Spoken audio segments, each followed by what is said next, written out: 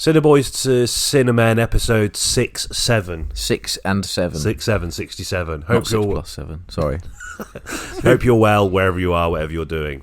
Yes. This week, Robert Eggers as Nosferatu, the first film of the year that we're discussing. Indeed. Happy New Year, everyone. Happy New Year. A bit late with that. Yeah, a little bit. It's been 10 days. Yeah. Well, 11 days, actually. 11 days, yeah. Probably more, because it will take me time to edit this.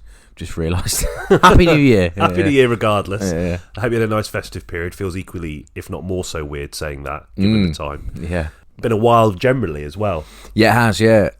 I think that we did the last one before I went away, and then we were struck down by either illness or big plans, or like just both. Yeah, so it's been a long time. Apologies. Yeah. Apologies. I mean, I think I've had one person ask me, not necessarily say, "Are you doing more?" No. Just say, yeah. What happened to it? Yeah, my brother asked me about an episode we said we were going to do.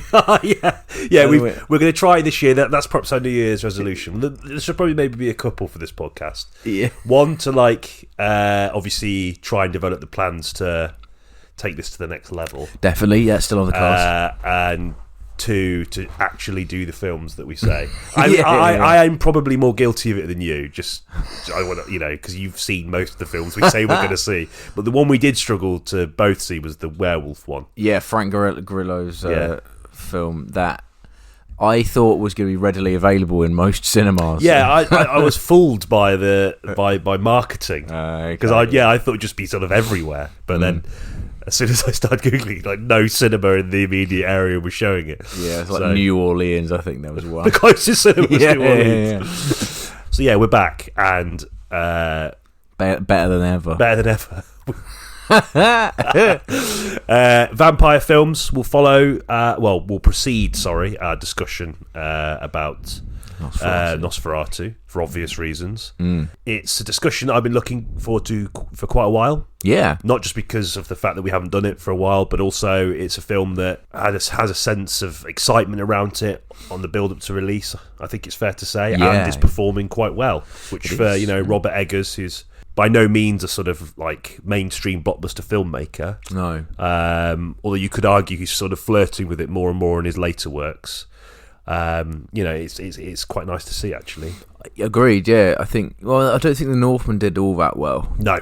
So I think it's nice to see people kind of restoring their faith in him, I suppose, a little bit after that. Which I like The Northman a lot, but I think a lot of people had a fair few problems with it. I think we'll go into the meat of the discussion. I guess that we could discuss his career a little bit as well in that regard, because The Northman was definitely a film that tested a lot of people, despite, at least I felt in some ways it was a more mainstream experience than his previous films were. Oh yeah, I definitely. Certainly narratively. Yeah.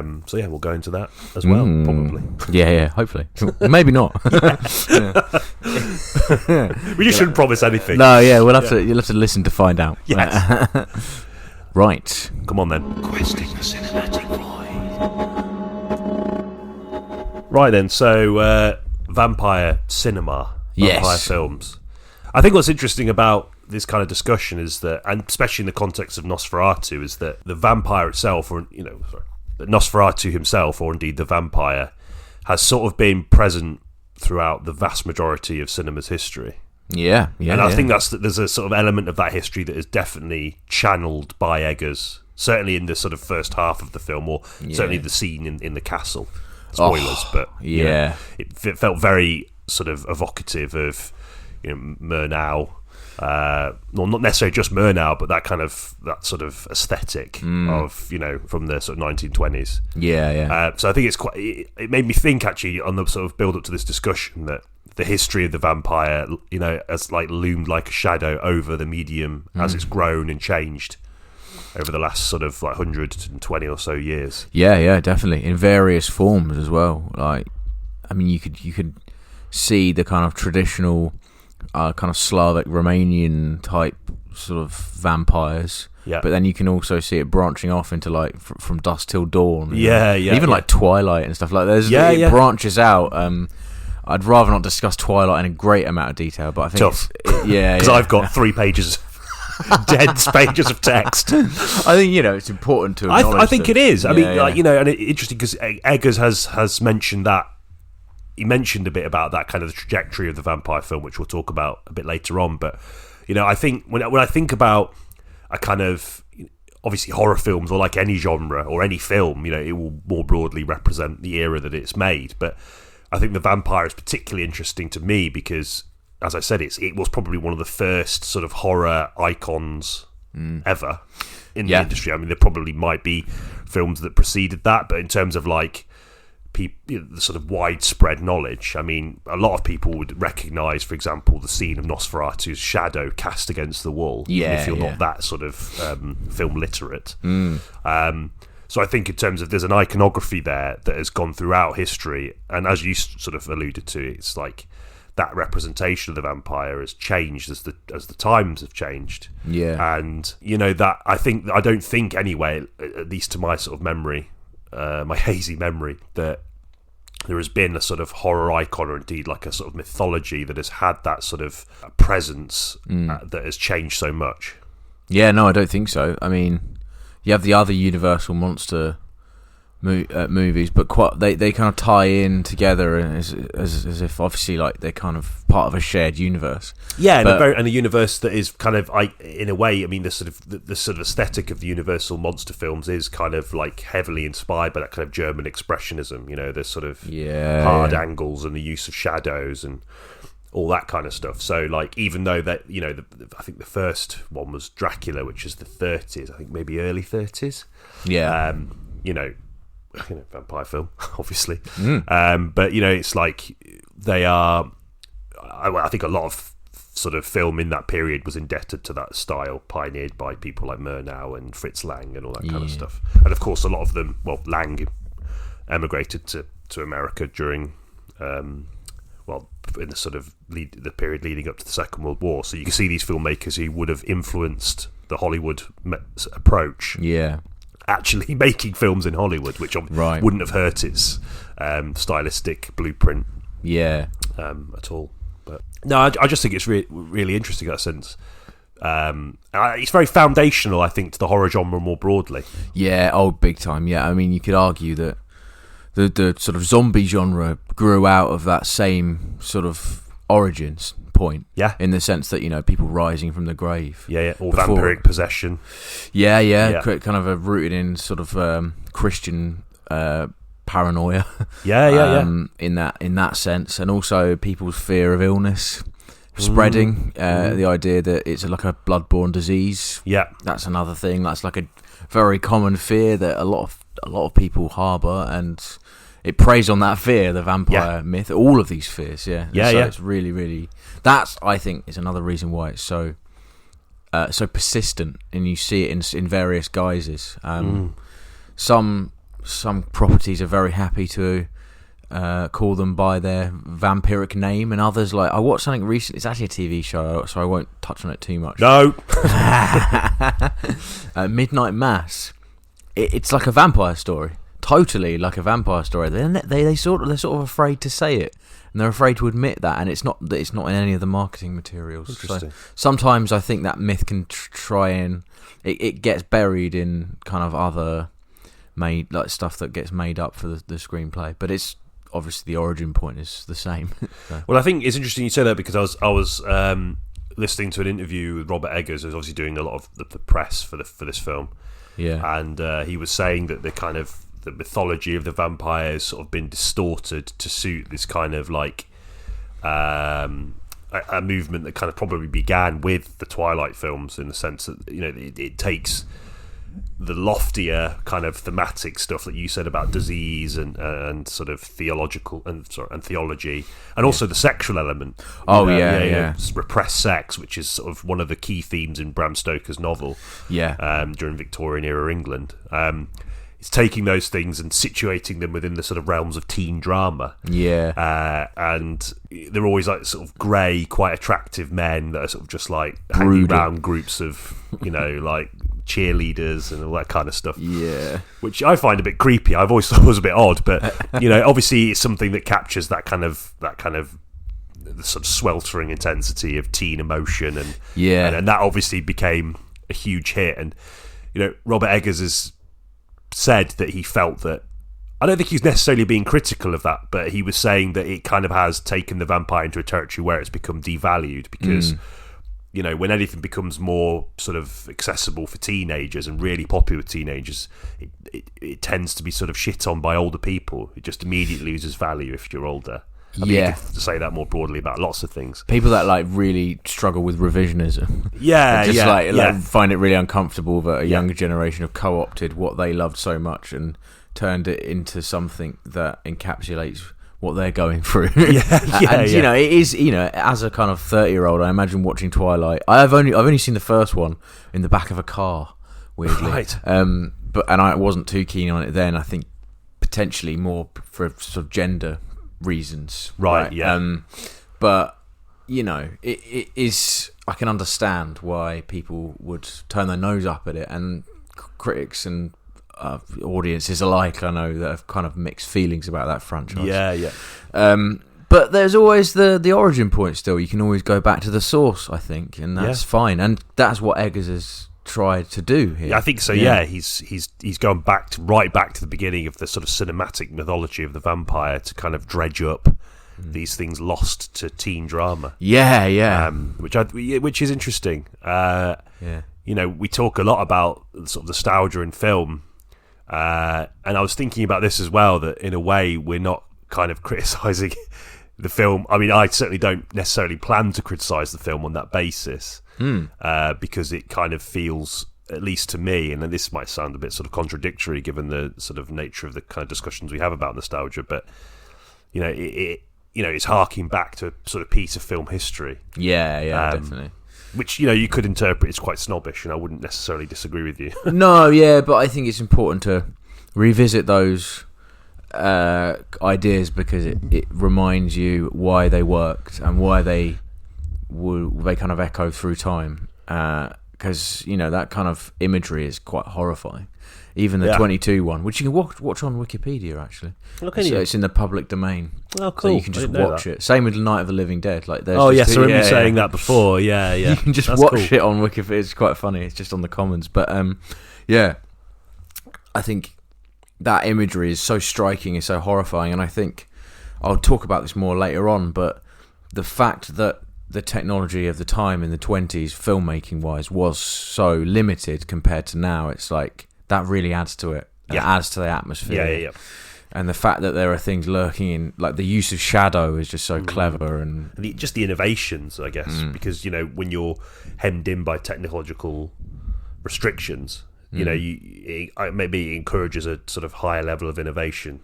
Yeah. And I think a lot of filmmakers say that anyway, when they kind of prefer to be held back a little bit, because it allows you think about things. You don't just go, we can fix it in post with an exhaustive team of animators or CG design. Not to devalue that work, but no. It does seem, I mean, certainly in the mainstream realm, that is fallen back on quite a lot as a way of sort of papering over the cracks of filmmaking, or indeed narrative issues that may arise from whatever it is they're doing. So definitely, and interesting you point out narrative as well, because in terms of post-production, like, that is sort of where it's constructed, and arguably, well, I mean, like, even literally, like, film stock is limited and it's expensive. So in the flammable, very in the 20s, very flammable. Well, that's also so much of it was lost, wasn't it? Because it wasn't looked after. I think it's like, I can't remember what the statistic is, but it's like a really high percentage of like old films have just been lost forever. They get stored in like salt mines, don't they? And they've just, over time, it will just deteriorate.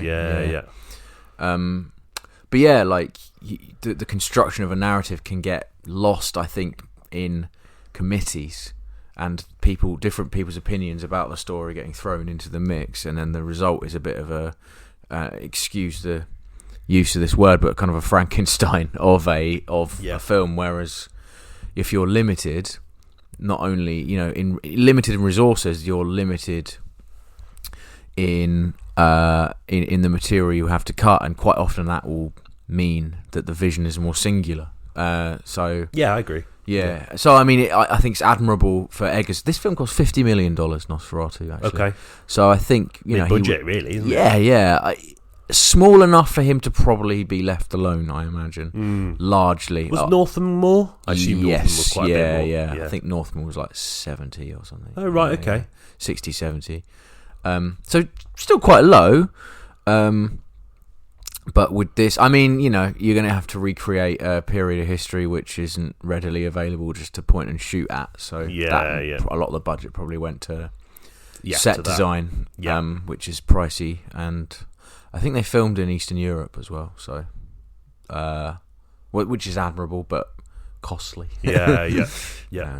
But they could have filmed it in Canada on like a soundstage, and it would have cost less. But yeah.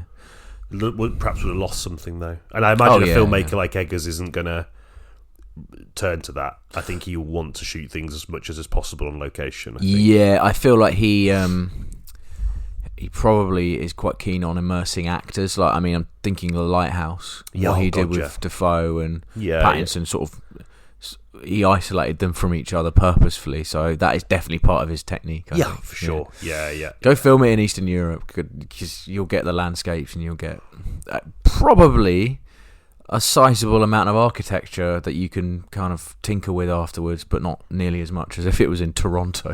Yeah, that's true. Yeah.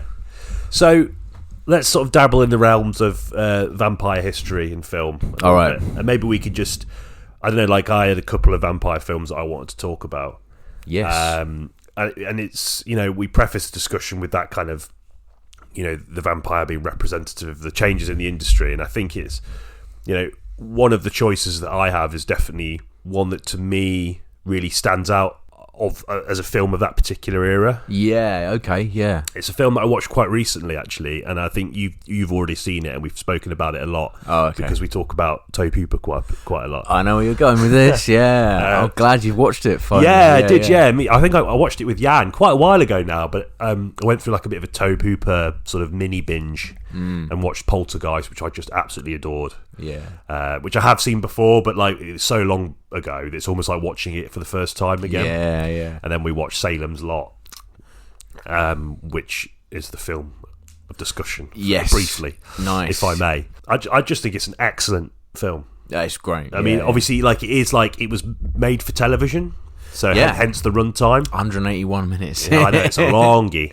but it's one of those films that because it's funny, as you get more precious about your time, I've got like a growing collection of like films on my shelf that are like 3 hours. Yeah. And it's like, and I've got no real reason to be precious about my time because I wasn't watching that. I'd probably be sat staring at the wall, like thinking about Monday. But like, the looming spectre of Monday crawling like Nosferatu's shadow. Yeah. It can sort of be a bit off-putting. Yeah. The runtime. I think we've talked about this a lot. But it's something I really need to train out of my mind, and it's because if you're really immersed and enjoying it, it doesn't feel like 3 hours. No, not at all. And Salem's Lot was a classic example of that. And I love the element of it. The aesthetic of it is very sort of like a TV film. Yeah. Oh, yeah. And I love that about it. And it might be the era because it's like 70, 78, I think. 78, maybe. Yeah. And it just has a certain feel to it that I just adore, and it's kind of like that classic mini movement within horror films. It kind of reflects that shift of the setting. I think in the kind of like late 50s, the kind of the early 60s, the sort of end of the sort of atomic era monster film and horror films, they started to move these films into like quiet sort of like rural American environments, these sleepy towns and villages. And that for a long time became the sort of perfect setting for horror movies. And I feel like that's something that was kind of pervasive for a really long time. I can even remember like Goosebumps. So the vast majority of Goosebumps books started in these kind of sleepy American towns. And what I love so much about Salem's Lot is that with additional running time, you really get a lot of, you really spend time in that place. Yeah. And you get to know the kind of the little sort of idiosyncrasies and oddities and how they're representative of this kind of like fractious kind of life that is sort of hidden by like the white picket fences and the kind of like face value cordiality of all the locals, you know, and you realise that people are actually quite sort of hemmed in and oppressed in the same way like Douglas Sirk would have done with his kind of like melodramas about American suburbia, or the kind of thing that Lynch tapped into with Blue Velvet. Yeah. You know, like everyone's outwardly quite happy and very fiercely protective of what they've got, but inwardly they're kind of unhappy. There's like a sort of distrust that's born from anyone that kind of tries to challenge this sort of way of life, be that in their kind of attitudes or their creative inclinations as like a writer. So the main character's a writer who's come back to his town and he's almost viewed with suspicion. Because he's like a creative. That's like right. Anyone that practices art is seen as a bit of an oddball, even if they just paint pictures. You know, there's like an affair going on. Yeah, that's right. Oh man, I need to rewatch it. Is there? I think there's quite a lot of like homophobic language in the film. I seem to remember. Yeah. So there's this kind of like idea that like the vampire becomes representative of an outside force, an invasive force that's kind of here to dilute the purity of American life, but that sort of purity is viewed through the lens of this kind of very traditional, conservative, religious outlook. Yeah. And I think that's something that Hooper's quite good at critiquing anyway. He certainly did that in Poltergeist.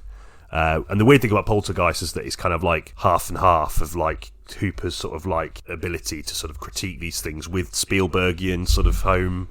Yeah. You know, Spielbergian family harmony and suburbia, you know. Yeah. So yeah, I just think it's really interesting in that regard, and it speaks to the idea of what vampirism is. You know, it is kind of like an outside force, like you say, a disease. Yeah, but this is kind of like a kind of a cultural disease or like an ideological disease. Okay, yeah. Even if people who are living in this town are all kind of trapped and are forced to act out these kind of roles, and you know, there's sort of a part of them that knows that they're not really free. But they still defend it rigorously. Yeah. There's something really tragic about that. I thought that given the extra runtime, Salem's Lot really explores that in an interesting way. You spend a lot of time with the townsfolk. Don't you? Yeah. A lot of time near that church and that graveyard. Exactly. Yeah. I found it. I watched it when I was quite young. Sort of terrifying as well. There were moments in that film of like sheer kind of not jumpy horror, but just like creeping up on you. Like the bit with I think the famous bit is the hospital window. Oh yeah, the boy floating out of the window or so into the cool. window. Yeah, really easy, actually quite easy effect to pull off, but the way Tobe Hooper shoots it is like dread-inducing. Yeah. And then when you finally see the vampire when he first comes out of the coffin, that like Jesus Christ, that floored me as well, and that really stuck with me through the years. I've seen it a couple of times again since, and it still gets me, that really horrible blue face that he has, which looks on the DVD, it looks kind of hokey, but the way it's sort of revealed to you is horrific. And his glowing eyes as well. Something like glowing eyes are really that just get me. Okay, I know what you mean. So in terms of the content as well, it is a good time in that respect, I think, as well as it having that kind of additional time to explore it's New England, I think, isn't it? Yeah. Explore this sort of unsettled, rattled town with this sort of kind of quite full of himself at first, of this writer who's sort of insecure and yet outwardly, like you say, he's sort of projecting this aura of success. No, I got good pick, man. I was actually going to talk about that as well, but it was good to just discuss Salem's Lot. I mean, James Mason's in it as well. Yeah, and he he always brings an element of class to proceedings. I think, because he plays like the guy's like almost like the vampire's handler, like he's moving him into the area. And I guess there's almost kind of that mythology of New England, which is kind of seen as this kind of like spookier part of America, isn't it? Because obviously all the witch trials and all that kind of stuff. Jesus, yeah. So I just think it's a really, really great example of just a great horror movie anyway. But as a vampire film, it really just... I don't know, it's weird. I wasn't... Even though it was Tobe Hooper, I wasn't quite sure what to expect with it. Because it's not a film that you hear mentioned very often. No, when you talk about vampire films. Yeah, I think the lack of a sort of traditional cinematic release, it was... A few of Stephen King, isn't Yeah. it? A few of Stephen King's properties got made into like mini-series, and it probably got shelved with the others, right? And along with like the Langoliers and stuff, which is altogether a lot less well constructed and pretty hokey. But some of his work is as well, to be fair. But of course, yeah. It gets put when in he's that good, category. he's great, isn't he, Stephen King? But there's a lot of duff. There's a remake of Salem's Lot which I haven't seen. Not long been out. It came out the tail end of last year, didn't it? Around Halloween last year. Yeah, right. Yeah. I didn't hear it get discussed an awful lot. I don't think it was very good. I heard what I saw on like Letterboxd and like it was shit. Right. I don't know. I've not seen it myself, so I don't know. But immediately lost to time. There we go. Yeah. Yeah. Within seconds of release. Yeah, some films just do that, don't It's they? sad, isn't it? Yeah, I mean, even is, if they are a bit naff, it's always a bit sad, I think. Yeah, well intentioned, but like they just sort of don't work for whatever reason. I want to talk about the 2008 film Let the Right One In. Oh, baby. Yeah. It's a film effectively about like a kind of childhood romantic attachment, and in that sense it's quite sort of sweet and innocent, but the clause, if you will, is that whilst the central character is isolated because he's sort of bullied and he's kind of shafted into the sort of fringes, I suppose, by his peers and his like classmates. He finds solace in like a friendship with this girl who appears to be on surface level experiencing the same thing, but the reason why she's experiencing that oppression is because she is a vampire and she's part of like a very small cohort, isn't it, that have infected this town in like in the early 80s, I think.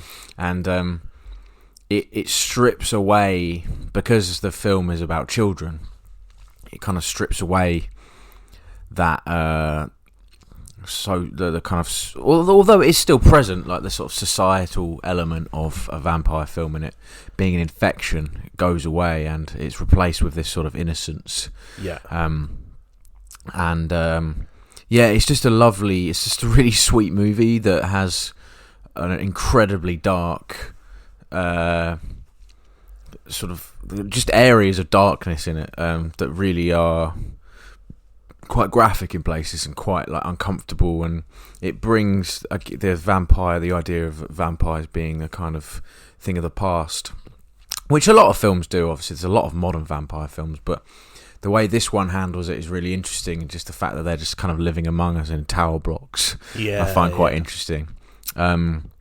It's just a really nice film that kind of adopts the mythology really, and the idea that you could still communicate with a creature of this, with these creatures, and kind of develop friendships with them. And there's a kind of Morse code thing in like a motif of him using Morse code to talk to her, which is like just lovely as well. It kind of reminds me of like Arrival and how we ultimately can talk to the aliens via like with a kind of different language. It's just what do you think of Let the Right One In? It's been a long time since I've seen it, so I'm hesitant to comment on it definitively. But I like what you're saying about the idea of it kind of being about connection. I like that theme a lot, and it's interesting that we talk about vampire films and the way they've gone more in the sort of more modern time about them being about these kind of teen fantasy things. But it's interesting that film takes it into the realm of of children, and yet maintains a sense of sort of gravitas that so it shows that it can still be done. Yes. Obviously, the intention is very knowing with Twilight and all of the other subsequent sort of films and television kind of things like Vampire Diaries and all that. It's deliberate. They're deliberately taking into that era. So sorry, into that phase. So they're going to be doing things with the narrative that is going to be suitable for that, isn't it? It's very sort of teen focused and very sexually charged. Very sort of puerile, but in the case of films like let the right one in. It's kind of like the exploration of childhood. It's kind of universal, in a way. And it's almost like, and it's interesting you talk about the idea of vampires representing the past, which I think they always do, which I quite like, which I never kind of thought of really. But in the context of childhood, that's particularly interesting from the point of view of the person watching the film. Definitely. Also just the fact that vampires are meant to be immortal. The idea that they would be in the present is completely, the rationale is there. Yeah. Right, this girl is. I remember her being like something like 1,000 years old or something, or that maybe not that old, but trapped in a child's body for that long. That's right. Yeah, she's actually quite a sort of mature being, but can still, because she's kind of got this body forever, she can communicate with this boy really like quite gracefully. And yeah, I just love there's moments in it like where like the cats hate them, and they kind of sprinkle in the mythology, the fact that it's setting as well. It's set in a portion of the world that a vampire might well choose to inhabit because of the lack of sunlight. Right. Okay. It's sort of in the winter darkness can last for sort of like 18 hours, and so they have more time to feed, basically. They let the right one in, sprinkles that in really nicely, and it's not overt, it's not hokey, and because the story ultimately isn't about vampires, it's just about a relationship. And the vampire stuff is almost foundational. Totally. And then there's some good set pieces in it as well, some really really gnarly stuff that comes out of nowhere, and it's seemingly lit by street lights.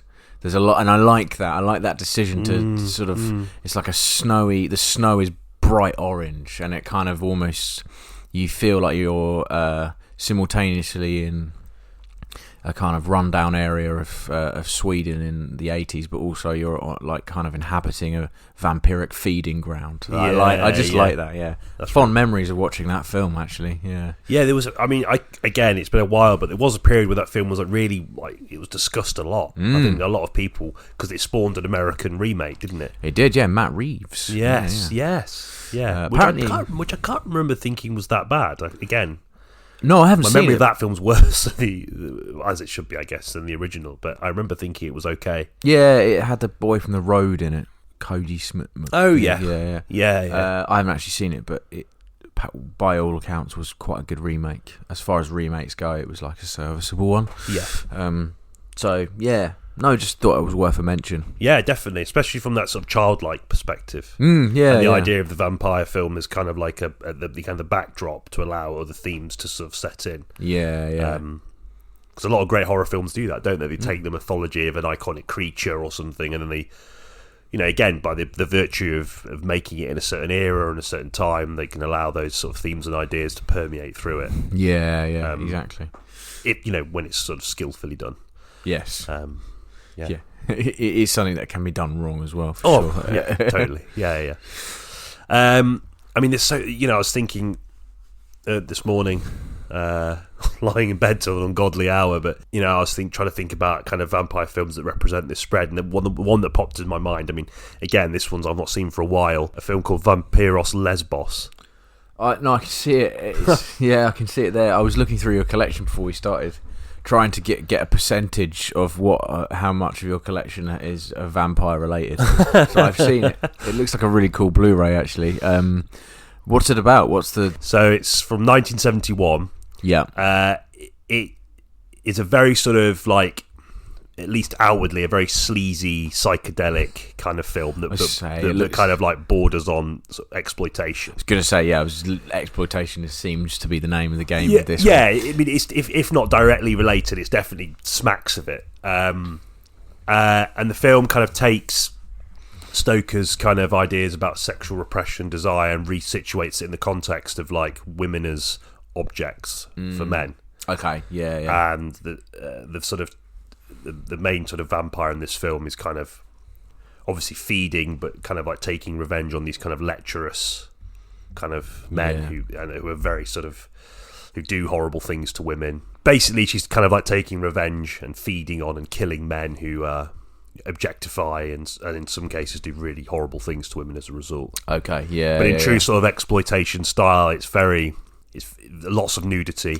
Right, yeah, sort of surface level. Yeah, I mean, but it's really enjoyment. interesting. It's really interesting. I mean, the film, it has a kind of like cult following on the basis that it's kind of, even though it's directed by a bloke, and there's going to be various elements of it that are going to make that somewhat to attract the male gaze. Yeah, but I mean, there's this kind of, there is a kind of an evaluation of the film that is quite favourable in its presentation of kind of like, the way women are viewed and objectified. Okay, yeah. And, as sort of objects of desire, but like from the sort of male perspective, the desire is very brief. Right. So men, they sort of covet these objects that they've deprived of humanity, deprived of their needs. It's just about what they need, and then they'll have sex with them, but the kind of the enjoyment isn't mutual. Okay, it's literally just for the man to come in, do his business, and then finish, and he doesn't care that she might not have enjoyed herself. Okay, yeah. So the sort of more the kind of the lesbian element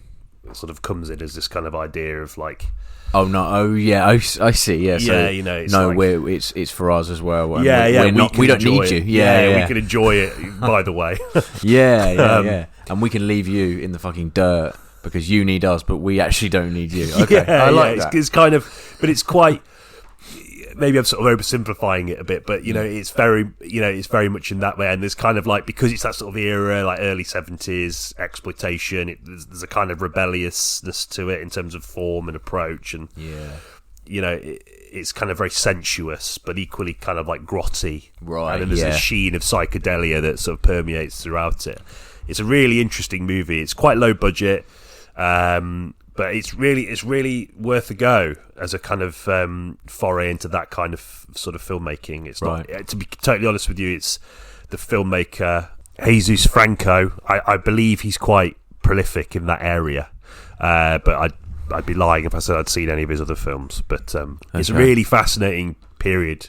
So a really fascinating piece of kind of like genre history, and indeed film history more broadly, I think. You're kind of relying on the kind of Blu-ray or kind of like collector sort of companies to kind of mine his work before I can find them, because it's obviously one of those things that's really difficult to gain access to without these companies providing that kind of physical media. But I'm sure there is, and I'm just not looking hard enough. But it's a really interesting film. It's the way that it's getting marketed is like via that kind of exploitation angle. Like the quote at the back, the Vatican called this director the most dangerous director in the world. So there's a kind of Catholic-y type, totally, oppression type stuff going on. I mean, that's really it. It's kind of like that exploitation sort of horror film thing, the shtick of like the 70s and 80s. I think we talk about this quite a lot, but it's like not to lump those two periods together so readily, but it really felt that kind of this kind of filmmaking was a subversive act, and you were challenging sort of preconceptions that a lot of people weren't comfortable with. And the maintenance of the status quo was their preference. Status quo that, in the eyes of certain filmmakers was very, it was very restrictive, particularly on women. So, and that's something that the film, it interrogates really well, and it does make for a really interesting watch. Nice. If you're going to watch it, close your curtains. Right, You don't want people looking and go, what the fuck? Or blinds. Or blinds, which I have. You can't. I have this quite a lot where I'm like watching a film and like that. And it just looks like I'm watching porn, like for the uninitiated eye. Completely, I have a similar problem. Yeah, I've got my living room is very sort of opened out onto the main street, and there's definite a kind of, I should probably pause this, not there, let it run for a bit longer, pause it, close the blinds, some dog walkers and stuff, and then resume. It's a shame sometimes because I quite like watching films in broad daylight anyway, but probably best to shield the public from within. But it's interesting because that's such a huge thematic part of the vampire is, obviously, as I said before, Stoker's sexual repression. Victorian England, people weren't necessarily sort of disclosing their desires, and that ultimately played into the hands of men who, and I think Eggers' film, I think, was lacking in that department, but there's sort of subtle suggestions and hints. It's all about kind of like rutting male hogs and not a lot of sort of focus on what women might want or need, or which I think could have been explored a little bit more, but we'll go into that later. Definitely, yeah. And that kind of sexual repression, those kind of discussions would never happen. And it's just interesting that in the context of this film, and I think more broadly in terms of the vampire, that it can be sort of like inverted to suit this kind of like ever-changing sort of relationship between sort of society and sex, you know, and how it always seems to kind of suit a very singular-minded or one-sided view of it anyway. Yeah, but I suppose in terms of the content, 71, the story and the way that the vampires are portrayed here is a lot more kind of overtly sexual. Yeah. So it does still kind of reflect the change, because obviously this is post-1960s, right? And the kind of sexual revolution. Yeah, of course. So it is very much made in that spirit. It's kind of like quite, psychedelic as well. Oh, nice. I really want to see it, actually. Yeah, it's a really interesting film. Nice. Yeah.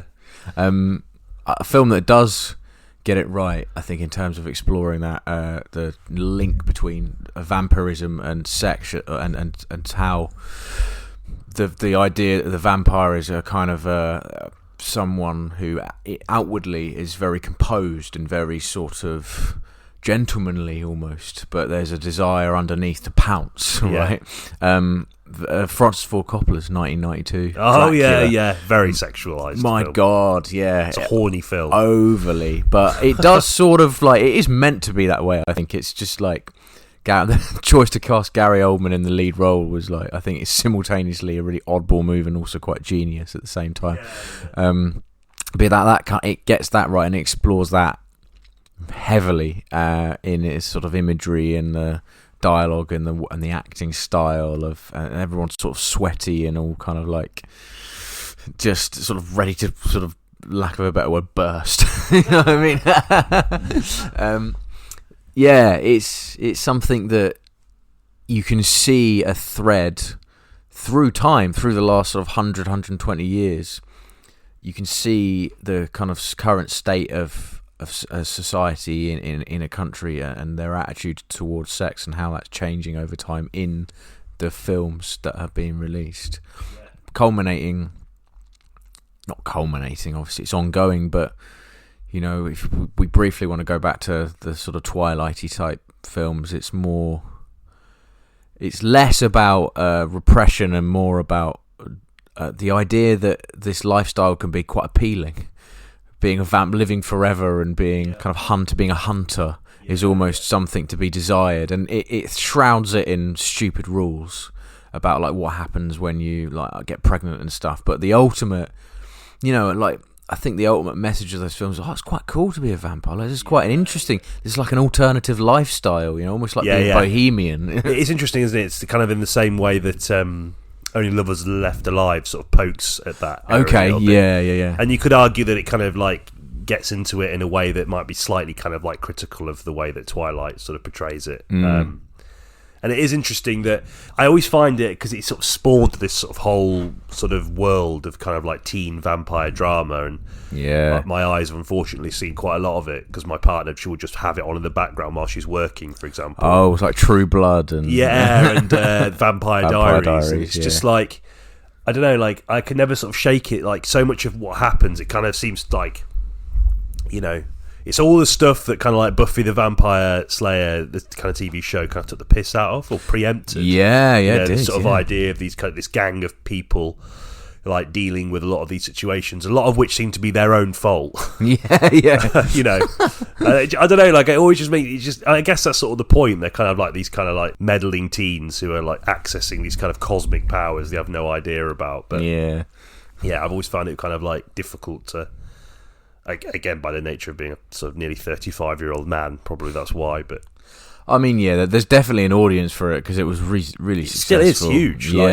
Continues to be. Yeah, it's just it's a subgenre that a lot of people get on board with and find, even if they are ingesting it as like trashy entertainment, it's still, you know, popular. It's pure fantasy, isn't it? Like pure escapism. I think that's the kind of mythology of the vampire, as much as it can suit all these lofty ideas, can also be very easily sort of like remolded to that kind of like kitsch sort of kitsch fantasy, like the idea of like you say, like living forever, and I guess the kind of the sexual element is part of that as well. And it's really completely interesting. It substitutes sex for feeding, but it still represents it as something kind of cool and edgy. There's almost like a morality to the vampires as well, isn't there? I think one of the central cruxes of any sort of vampire narrative is that the sort of the more sated they are, the more connected to their humanity they are. Yes, that's right. Yeah. But in the case of like a lot of these teen vampire things, they don't feed on humans.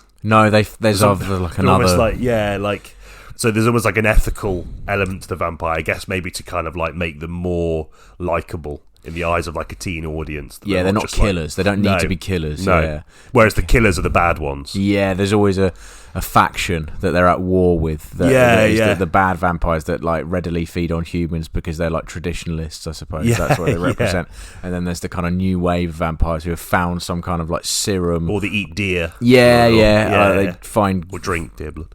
Or they like kind of like find a way of getting like human donors that donate their blood so they can drink it without killing them or something like that. I don't know. There's always a kind of narrative, a kind of skew that allows them to live not as murderers, which adds to its appeal and adds to the appeal of the lifestyle, I guess. It's in terms of the content, sort of vampiric equivalent of like vegetarianism. Exactly. It's still. It's interesting. It's not in terms of the content. It's not something I would be that willing to digest. But the fact that it was so popular cannot be ignored. For sure. And like moving on a bit, maybe into Nosferatu now. If go for it. I just think like what a segue. I know. Yeah, go back into the past. Like I think the way that it handles vampirism is it really doubles down on the fact that it turns you into a creature. Yeah. Not just that it's like a kind of almost like a symptomless sexually transmitted infection. Which is what I feel the like your Twilights and your True Blood see it as. Makes you hotter almost. It makes you sparkle, literally. Yeah. So but it really doubles down on the fact that you become like a nightmarish being, a hulking, skulking, all omnipotent creature who always has the upper hand and is always lurking in the shadows and is really almost like kind of wolf-like, or not maybe not wolf. That might be the wrong word to use, but truly monstrous, I suppose. Yeah. And I really admired that about this Nosferatu. I really thought that was one of the strengths was the kind of creature design and Bill Skarsgård's performance. I was a bit worried about that because he'd done Pennywise. I thought it would be another Pennywise. Weirdly, I thought he'd somehow it would be difficult for me to separate the two, but it's totally like he totally gets lost in that role. I mean that seems undoubtedly to be his strength, is the ability to get sort of, obviously with the assistance of prosthetics, but he can morph into these kind of, not just these kind of different kind of monsters, but he also can morph into the kind of I guess the sort of he can sort of respond to the sort of authorial intent of each character, like Pennywise, and certainly that kind of Stephen King style story. It's it's a very different kind of horror movie to Nosferatu. And I think he kind of deserves credit on that, on the basis that he can not only do the obvious, which is take on the kind of demands of each character's performance, but also suit the intentions behind each performance, what they mean. Because obviously the intention of Nosferatu is to, hark back to the sort of lineage of classic cinema. And I guess there is kind of something inherently more prestigious about that than there would be about it, without sounding like a twat. But no. He does both really well. That's kind of what I'm trying to say. Yeah, he does. Yeah. I really admire the design as well. I was surprised by it. Got a moustache, as everyone's talking about. Oh yeah, the fact that there's quite an extensive Count Orlog rethink. Yeah. But I like the fact that they're leaving the imagery of the 1922 one in 1922. Yeah. And I was expecting it to be more of that kind of spindly, or almost frog-like vampire that Nosferatu is. But no, this one's a lot more like Bavarian. Yeah. A lot more sort of, typical of what you might expect from someone who owns a castle in Transylvania in the middle of nowhere. Yeah. There's a sort of wealthy, disfigured lord. Yeah. Whose body seems to be weathered by the nature of being alive for so long.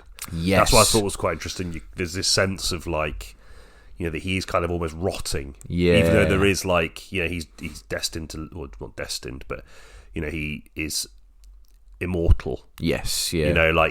There's almost like a physical cost to immortality, which I thought was quite an interesting kind of like aesthetic choice for the character. Yeah, definitely. Because, we go back to what we sort of spoke about before about vampires, they're kind of like these grey, kind of baffled-looking, hot, young spunks. Whereas like GQ models. Yeah, just like almost like they've been built in like a factory somewhere. Yeah. We're going to sound bitter now, aren't we? But whereas like that kind of, I like that there's this kind of like this really, and even in like Coppola's version or whatever, like he has the ability to change to Gary Oldman. And Gary Oldman of that time, I guess, I don't know if he was considered a sex symbol, but, there's still like a... Yeah. He still looks like a man. Yeah. Whereas in this film, there's none of that. Like, his ability to possess people is purely down to his sort of like... his powers, his abilities. It has nothing to do with how he looks. Yeah, definitely. Yeah. That first 20 minutes was fantastic. Like, very good. I love the commitment to atmosphere. The scene before this Nicholas Holt's character, before he goes to the castle, where he has a kind of dream that isn't a dream, where someone gets stabbed through the heart with there's clearly like a kind of mythology around the castle about this guy. And which is touched on in the book, if I remember, sort of. Oh, okay, yeah. Like the locals are all like, "Why are you going to the castle?" sort of thing. Yeah. It's a very, this might be where it started actually, but the idea that there's an obligation to go and meet this person because there's paperwork to sign. It's a job for him, and he's gonna, if he, obviously the motivation is that he has to go there, not just because he's lost, for example, which would be a lot more hokey, but like, he's there for a kind of in a sort of professional capacity, and that gets withered down slowly as this guy approaches him. It's like good business, good work ethic. They're kind of seen as like the the measure of a man was in the business that he conducted. I think you could sort of argue that in certain kind of like stratas of society, that's still very much a view that's held of people. It's like you're. I mean, if you ever go to a wedding, what's the first question people at the table don't know you ask? What do you do? There's that, like your job and the decisions you've made in a professional capacity dictate the way people at least initially perceive you. And obviously in Victorian England, I imagine that had a much stronger hold, and it sort of speaks more to the kind of like hidden sort of perversions or sexual repression that's inherent within Stoker's work, because all this stuff about professionalism, a job, contracts, paperwork. It's almost kind of like all this stuff that just obscures the real aspect of what human beings are. You know what I mean? So he's got a front up that gets just stripped away by this primal being, this being that's sort of like after like thousands of years, I presume, let's just say for the sake of argument, that thousands of years of existing has reduced humanity down to that, and reduced to that. And he's playing them at their own game. Yeah, that's right. Yeah, I thought it was interesting that the guy who sends him on the job ends up being the person that he possesses. Yes. I don't think that happens in the original book, for as far as I can remember. That's right. It turns out he's a kind of the puppet of Count Yeah, because there is the puppet. He's possessed that one guy. I can't, Renfield, I think it might be. Oh, in Dracula. Yeah, it's Renfield. Should probably point out at this stage, Nosferatu, the original, was a unlicensed adaptation of Dracula, wasn't it? Yeah, it's cool.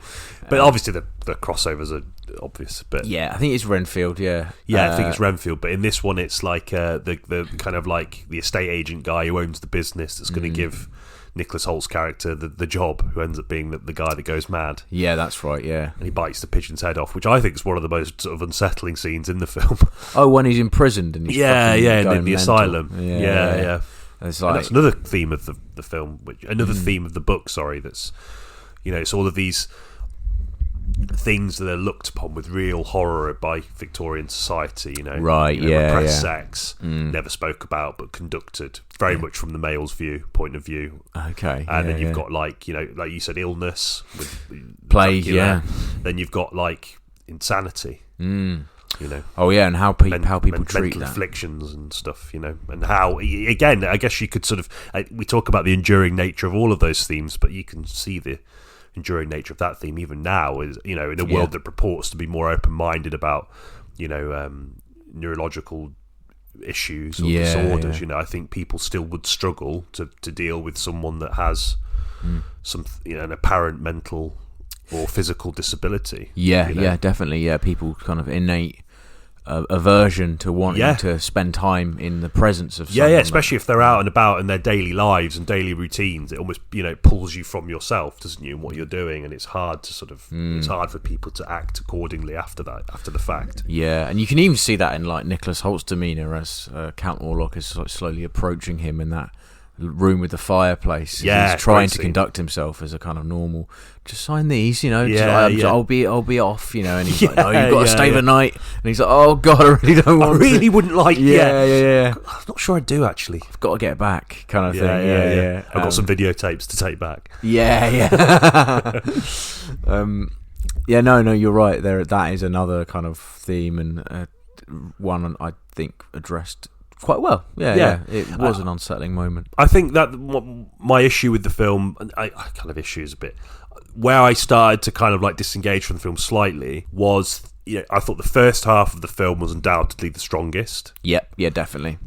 The second half of the film, I think there's a lot more quieter spaces in the narrative. Okay. Yeah. And I sort of felt that there's room there to explore the kind of themes that the book explores really well, and some of the kind of like subsequent cinematic adaptations maybe do to varying degrees of success. But I don't know, upon reflection, it gave the film a sort of straight-laced feel. It didn't really... Yeah. It just seemed that the purpose of the characters in the second half of the film was just to kind of like constantly remind the audience of Count Orlok's imminent arrival to the city. And it's like, I know that does happen in the book, and there's almost kind of like this looming spectre of evil that's coming closer and closer. And obviously, as it comes closer, it dominates the minds of the afflicted. But I just felt that it didn't really stew in any of those themes sufficiently enough to make those moments of silence interesting. Okay, yeah. Personally, I didn't dislike it. I kind of the film. There is this kind of like it's very histrionics of in the performances. It's a very over the top film in terms of acting. There's a sort of uniform hopelessness that combines well with that, and it that idea of that sort of that narrative and thematic starkness, it does supplement both of those things quite nicely. But like I just felt that there was kind of like missed opportunities to really sort of stew in it. Like the idea, like there are bits where like Lily Rose Depp's character is having like obviously these seizures induced by Orlok, brilliantly acted by the way. And the doctor's saying stuff like tie her to the bed and put a corset on her.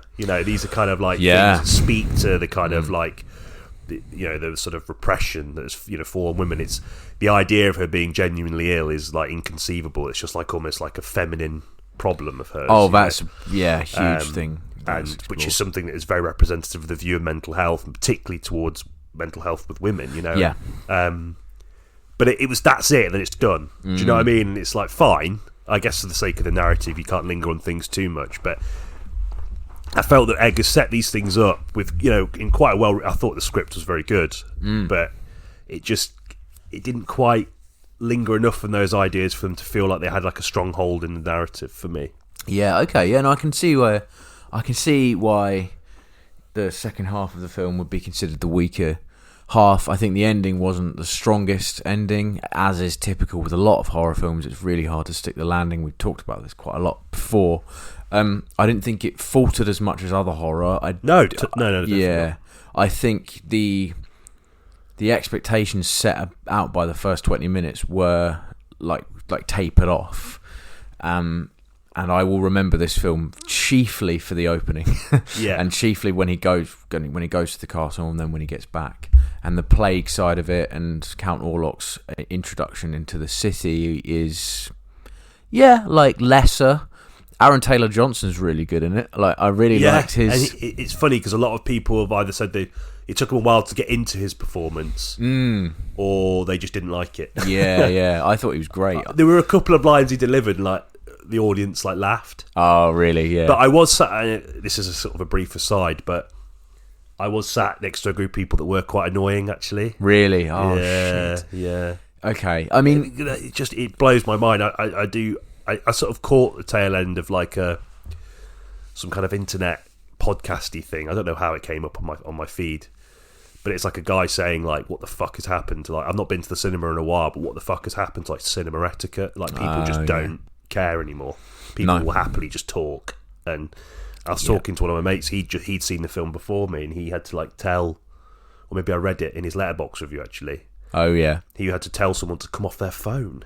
Oh, don't. Yeah, do that's you know what I mean? It's like, look, I don't mind if you're on your phone during the adverts, because he gives a fuck about the adverts at the cinema. No, they shouldn't be there, really. So, why not? Chat away, talk through. If you've not seen someone in a while and you need to shoot the breeze about the shit you've been up to, fine. I don't care about that during the adverts. Even during the film trailers, I don't necessarily mind. Yeah, again, fair enough. When the film starts, I think you need to like think, well, this is what everyone's here for. Yeah, and has paid for. So I need to be quiet. And being in a dark room surrounded by people is not the place to continue to conduct my benign conversations.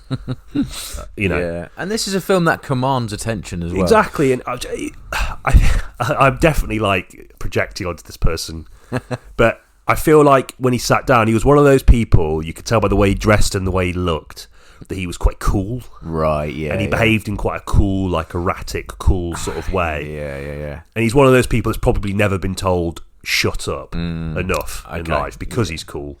Yeah. And it kind of just bothered me quite a lot. Yeah. And he didn't do loads. He kind of, to be fair to him, he did become quieter as the film went on, but he went over and leant over and whispered. And obviously he was saying something, this is a bit... It's like... It's kind of my real bugbear about horror movies in general is that people think it's clever to point out like plot holes in horror films. Yeah, right. Yeah. And look, I'm sure we have done it on this podcast, but like I've never felt clever as a result of it. Like horror films need plot holes. Yeah, If horror films don't have plot holes, there is no horror. No, yeah. Do you know what I mean? So you're not clever for figuring that out, and I think that's what he was doing. Right. Sorry, I'm spending a lot of time talking about this guy. It's all right. No, I think it's important. But it's just interesting that, we think about the sort of spectatorship, the spectatorship element of film, the communal sense of film watching, which I really prescribe to. There are certain films that you watch as a group with randoms. Like The Substance was a great example of that for me. Okay, yeah. But it's interesting, like you say, a film like this that commands attention. It has these moments of silence, and that makes you hyper aware of when someone sat next to you is like shuffling in their seat and making like really pointless. And there was also a guy sat next to him, assumedly his friend, because bell ends tend to come in groups, don't they? Yeah. Was laughing at really random bits of the film. Oh, okay. There's that cool guy kind of going, "Huh," like laughing. I'm above this, yeah. I'm not finding this scary. I've also got to laugh in a way that makes everyone realise that I smoke cheap tobacco. The hipster laugh. Yeah. God. I think, I do think quite often it actually, people laughing in horror films is masking being scared. Sometimes I think it's a good way, and it happens in a lot of jumpy film. Like there's a laugh, the whole audience will get jump and then go as if to sort of settle them diffuse back. the tension. I think that maybe maybe might be maybe he pissed himself. Maybe He's like, I think if I laugh a lot, this will dry. The laughter will generate movement, which generates friction on the seat, which dries the urine. Anyway, sorry, I've just spent 5 minutes talking about some bloke. No, mate, I'm with you. I was fortunate actually. The audience I was very well behaved. I was on the aisle, so maybe that might have done something to do. I like going on the aisle. Do you? Yeah, I like just basically, when it says directed by, I'm off straight to my car. I just like that. Yeah. But yeah, Aaron Taylor Johnson, I thought he actually like started off as a sort of semi-comic relief kind of character, like the mate he's staying with who's wealthy, and he's like, the guy who's like loaned some money to, and he's like, oh, don't worry about it, man. And then the way his trajectory is really tragic, like his daughters and wife die. And the way he handles that, like I mean, it's overt in the way this film needs to be, I think, because it's sort of like the dialogue is very stage play kind of. And I liked that about his character. I liked how he kind of kept us, as there was an arc from him being a kind of slightly buffoonish, wealthy guy who's like adhered to the traditions to like a kind of broken man. I kind of liked his performance for that reason. Lily Rose Depp's very good as well. Nicholas Hoult is very good. Like as always, I thought the casting was very strong. Generally, actually, it was very good. I thought Lily Rose Depp did Possession very, very well. I'm not sure how much it was like visual effects assisted. I don't know, like the bit when she shakes her whole body. I don't know if that's something that I think. I mean, it might maybe sped up a bit. Because I know that in an interview Robert Eggers said like during the audition process she was doing stuff to suggest possession in the audition that he was like fucking out. He was really unsettled by it. I don't know. She was excellent. Actually. She was great. And actually the visual effects in this they're pretty hidden. But it's clear that they're there because it's impossible. It would have been impossible not to utilise them, I think. Maybe a lot of model work with the hand, the shadow and the hand over the town. That was a cool moment. Is that how much to Faust? Possibly, I think so. The kind of puppet hand moving over the town. Like visually a really striking film. I do think it did lose, kind of circling back to what I was talking about earlier, the gritty, sort of shadowy nastiness that the 22 film has by virtue of being filmed in that era. Like this looked like an IMAX film, It's weird. The film, it kind of like had he had this sort of sepia feel to it at points. It had like a washed out greyness to it in others, and other times it just looked really well shot. There was quite a lot of different sort of visual elements at play in the film, obviously for the benefit of like homage to the sort of history and lineage of the character, and to kind of like obviously to supplement the kind of like growing sense of hopelessness that drains the life from the faces of the characters. But you're right, I do think there was like a kind of like, as beautifully shot as a lot of it was, there were elements of the film that just felt kind of like just quite well shot, standard sort of film. At the expense of hiding things in shadow.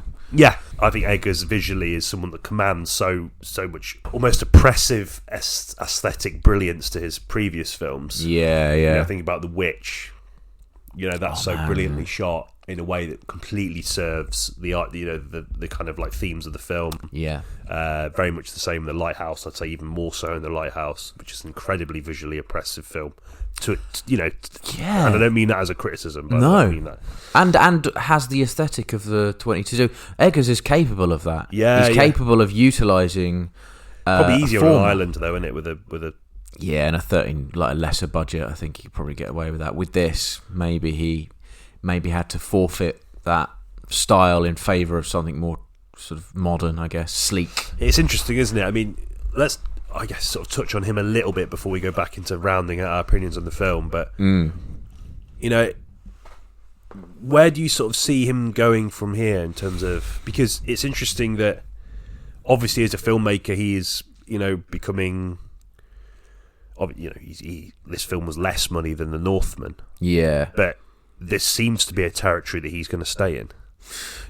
I know. I hope he doesn't. I hope he does something smaller again, like more lighthousey. I was expecting more Lighthouse in Nosferatu, and I got more Northman. You know what I mean? And I think I, broadly speaking, enjoyed the film slightly more than you did because I wasn't so bothered about the second half, but that was a weak point for me. It was the lack of commitment to what he was so good at in his first two films. I really hope he does go back to maybe 20 million, little sort of folk tale or something again.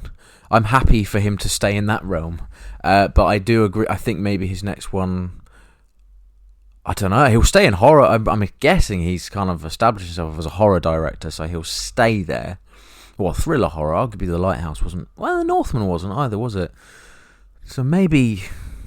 His films are very rooted in a period of history, aren't they? All of his films are. It's almost the guiding light of his films, very much narratively, thematically, is the kind of history that he chooses to situate his films in. Yeah. So, and that's one of the great strengths of him as a filmmaker, is that he can create a very sort of tangible, living, breathing world because of the sort of exhaustive nature of his sort of research processes, and how much they are represented in the sort of backdrops and the characters and everything. The Witch, I still think, is his best example of that. The sheer scale of the kind of research down to the way the characters spoke and all that kind of stuff. And but I do think even The Lighthouse, and of course The Northman too, although you could argue The Northman sort of struggled with being a film that obviously had a bit more money behind it, and subsequently perhaps had to bend the knee a little bit more toward the audience expectation. Yeah, it had like a final fight in it that didn't need to happen. No. There's like a boss battle at the end of that film, which I thought really was off-putting, but yeah. And I think with this one too, we talked about the kind of like opening of the film, the setting, and obviously being in the castle. He's someone that, he very much is driven by, by sort of history. Yeah, and how much that history presents itself in his every aspect of the filmmaking process. So I can imagine as a filmmaker, he's always going to have that. He's always going to be rooted in some kind of period. Yeah. I'm interested to see. I'd like him to kind of. I imagine from a sort of creative perspective. I don't know, but it's like, you probably want to keep pushing yourself and maybe not resting on your laurels. But I agree simultaneously with you that it'd be nice to see him not necessarily do a folk horror, but just rein the budget in and see if he can sort of make something a little bit smaller. But that doesn't seem to be the case with filmmakers these days. Once they start getting on a roll, they get bigger with each film, don't they? Yeah, he might try something even more ambitious next, which, he's more than entitled to do, and he might pull it off amazingly. But to me, what I want from him next, as if I have any kind of command over his career, but the Green Knight, I want him to do a Green Knight. You know what I mean? Right. Because I think there's a lot of parallels between him and David Lowery, although I know Lowery does a lot of Disney stuff as well. Like when he does stuff like the Green Knight or like a Ghost Story or An Old Man and the Gun, they are quite similar in their sort of in their utilization of aesthetics from a time, and a lot of research and a lot of, I think Eggers is better at the historical stuff, but yeah, I just would love him to try his hand at a kind of lesser known folk tale, maybe again, like The Witch or something. But yeah, that's where I want him to go next. I think that would be a good way of him, for him to proceed. Yes, it's an update. Yeah. Defoe was pretty good.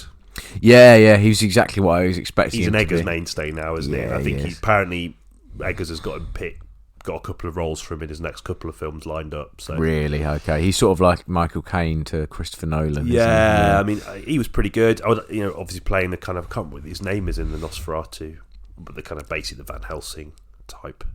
Yes, was he's the doctor that is sort of a doctor that is rejected by the kind of growing the kind of increasingly modern world because of his obsession with the occult and things that are deemed kind of almost juvenile as science rapidly progresses, which again I thought was another interesting theme that was kind of relegated to a few well delivered bits of script from Defoe. But I understand there are certain limitations in place with the runtime. You can't focus on everything. So no, I liked Defoe in it. I liked, I'd liked the overall atmosphere. I thought that was probably one of the strongest things about it was the sort of dreadful, not dreadful in that sense, but dread-inducing, I suppose I should say.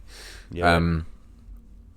At the ending was adhering presumably to tradition, sort of. It was very abrupt. I thought the ending was very abrupt. The way that this Count Orlok is, spoiler alert, ultimately defeated is quite bit of a whimper. Interesting, like an interesting idea. The idea that he, ultimately what he was seeking was like sort of just sex. I thought that was kind of. And he drinks. Yeah. It's interesting. The vampire pierces the heart and drinks from the chest. Oh, that's right. Yeah, and the hearty gulping did make me feel a bit sick. Yeah, gruesome, and the revelation of his kind of spindly body. Yeah. As the sun rises. Again, if you were that guy sitting next to you, you go like, "Oh, they didn't explore the sun rising thing. They didn't establish that beforehand." Like, fuck off. But yeah. I think the sort of knowledge about the kind of weaknesses of the vampire is pretty trenchant in society because of the sort of ubiquitous nature of vampire films and various books and various guises. I think most people would know that vampires are, weak to sunlight, the cross, holy water, garlic. Yeah, exactly. Yeah. The classics. Take a Break magazine. Yeah. No, it was a fine ending that I think worked only to conclude rather than to sort of impress. Yeah. But it feels like the final shot was an image that was perhaps in like Eggers's mind before he started making or writing the film. Oh, okay. The and idea had of to like, have it. the Lady Rose dead, or a woman dead, the vampire on top of her, surrounded by flowers. Yeah, it felt like a very sort of a kind of ending that felt like, when I'm writing this, I will need to get to this point, sort of thing. Yeah, and it did look cool. It was like an interesting visual ending that was very much in line with Eggers's visual style, in terms of the and that again that historic, that rooted in history, the traditions of history, sort of thing. Yeah, it was quite interesting. Yeah, mixed feelings on the ending, but I really enjoyed it. I thought it was very admirable. Just a good time at the cinema, and it is kind of relying wholly on the trappings and traits of vampirism, which was nice to see. Yeah, that is a fair point. That it doesn't. It doesn't overcomplicate things. It doesn't need to resituate things or change things up. And maybe that's kind of like a rebuttal to my feelings that it was a bit straight-laced, was that it is just a homage to a very simple representation of the character. That had the benefit of that because it was one of the first. Yeah. And, maybe we've been spoiled by so many sort of ways in which the vampire has been taken that maybe I expected a little bit more. Yeah. But something to think about. Food for thought. Yeah, definitely. Yeah. Very nice. Good stuff. Outro. Questing the cinematic void. There we have it then. First one of the year. 2025, kicking off with Nosferatu, directed by Robert Eggers. I almost said David Lowery then. Yeah, I enjoyed it. It's like I said, I think right back in the intro, it's a film that's had a lot of buzz around it, and and I've spoken to a lot of people who've wanted to see it or have gone to see it who don't usually go to the cinema, and I think that's a nice thing ultimately. Yeah, it's doing really well. 108 mil so far. Okay, and it's got legs by the looks of things. A lot of people are still talking about it now, and it's been out for came out on New Year's Day, and in this climate, 10 days, 100 mil, pretty good. Yeah, you have to have something special about it to sort of hold in the kind of conversational realms of people from all manner of walk of life, I find, particularly with certain films. So yeah, I mean, my somewhat mild reservations aside about the film overall, I'm really pleased that it's doing really well, and I'm excited to see what Robert Eggers does next. Yeah. To finish on a familiar platitude. Yeah. But, nice. Yeah. Next week, Megalopolis. We're basically mopping up all the films we should have done at the end of 2024. Yeah. 2025 is a bit of a January. It's always a bit of a sort of ropey start for films. There's some pretty good films out, but I'm just scheduling reasons, it might not be too easy for me to get out to see them. So we're gonna go for one that we promised you quite a while ago. Yeah, and I'm actually really interested to see it. I'm obviously Coppola's films of a source of real interest to me, and also this kind of film. And I was sort of made aware of the comparisons to Southland Tales. Oh yeah, yeah, big time. Which, and I think for long-time listeners, you would know that both me and Ben are very big fans of that film. And I'm intrigued to see how it stacks up against it. I won't say anything, but I'm looking forward to your take on it, and to talk about Coppola, because he is fascinating and sort of imperfect in a lot of ways, but he's hailed as like one of the real greats, you know, in that kind of Spielberg, Lucas-y type. Yeah, the sort of movie brat sort of thing. Yeah, exactly. Yeah. So that, looking forward to it. Good. Nice. Yes. Yeah. Can't wait. No, I am looking forward to it. It'll be good. In the meantime, thank you for getting to the end of another episode. Thank you. Got a few things in the pipeline. Don't want to put a date on them, but hopefully in the next few months we will have some exciting announcements for you. Yeah. But bear with us. Stick with our typically shoddy approach. Yeah. And got some testing to do. Yeah. And some things. Clothes to shed. Buy. Yeah. So yeah. But in the meantime, thank you, and we'll catch you in the next one. See you then. Take care. Bye.